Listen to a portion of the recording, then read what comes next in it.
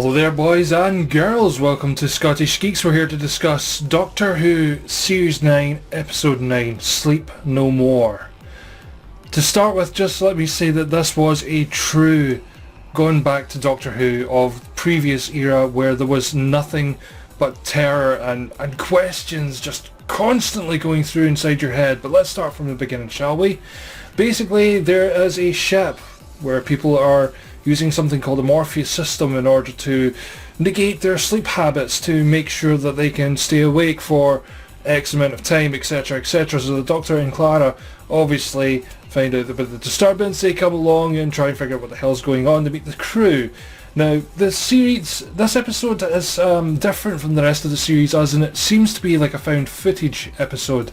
There was no title sequence, but there was quite a funky looking thing where it just came up with a series of what appeared to be random letters and numbers, where it just appeared with Doctor Who down in the title, like some sort of a Enigma code kind of thing. Anyway, moving on, so we meet the crew. The crew consists of a bunch of soldiers and a grunt, shall we call her, called 474. Now the grunt is a genetically created creature who basically encompasses lots of muscle and very little intelligence. I thought it was a guy to begin with until it said, everyone started saying she and things like that. She's very protective over one member of the crew, but that's not important. What's important is when the Doctor and Clara find the sleep pods, the Morpheus pods, Clara gets trapped inside one of them, and I laughed because I thought it was an image of Clara's dream where it was Clara singing Mr. Sandman going bum bum bum bum bum bum bum bum bum bum bum bum bum Mr. Sandman. Anyway, that's copyright, I can't do too much of that. So yes, the Doctor gets her out and apparently she's had 12 hours worth of sleep in less than 5 minutes. So they find another pod with someone else in it and open it up, and it's this professor guy, the inventor of the sleep pods, the Morpheus pods. And according to the Doctor, what the sleep pods have done, the Morpheus pods, is they have created a new kind of creature. A Sandman. Basically, the sleep that you get in the corner of your eye when you wake up has evolved, has become its own sentient creature, and it is digesting the crew. There are several members of it anyway, several members of this new species of the Sandman.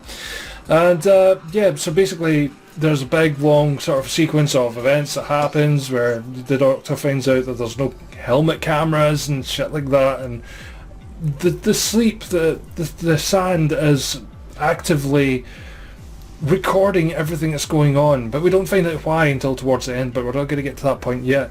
So the Doctor, Clara, and I can't for the life of me remember the rest of the names of the characters. I was too excited watching the show. Were trying to escape until there was basically 4 people left. Can you guess who 2 of them were? Yep, the Doctor and Clara, that lassie I was talking about, and the scientist. So they find out that the creatures themselves have no eyes, they can't see. So they manage to escape from them that way. They head towards the TARDIS to try and escape, but then they discover the scientist guy is actually actively trying to spread these creatures across the solar system. He's trying to eliminate the human race, but why is he doing that? The Doctor wants to know. Are we going to find out? I can't say. Not yet anyway, I'll see towards the end of the thing.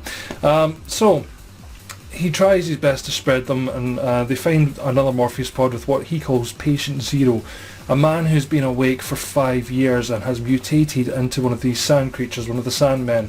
It gets out and it starts doing stuff, but the Doctor's still kind of confused about the whole thing. He's like, well, why would that happen? Why would the creature should have digested the guy by now? This isn't right. So they manage to get out of the place before the guy transmits the spores everywhere and shoot him. And eventually the Doctor manages to get them to the TARDIS. And as the TARDIS disappears, the Sandmen, well, they're not dead, put it that way. And the scientist that was shot, he's not dead either. In fact, the entire episode was a way of transmitting the virus. That was it. It was so creepy. It was...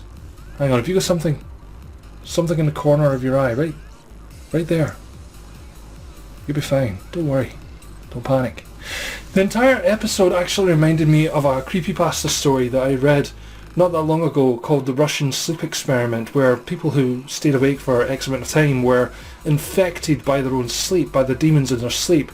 Without sleep, the creatures who you would normally be able to escape from were able to take over the entire body. And I think that's where the story was going. I think it was like a children's family version of the Russian sleep experiment. It was a very good story. However, the time of year that it came out, I don't think it was right. I think this would have been a better story to have on Halloween rather than the Zygon ones. I think the Zygon ones should have came after. I think the Zygon ones should have started this week, and I think this one, this story, Sleep No More, should have been a Halloween story because it was a very, very spooky story. It was very, very well done. I really enjoyed it thoroughly, and my God, it was phenomenal. And I know for a fact there's going to be a lot of kids out there, some adults as well, who are going to be afraid not to sleep now.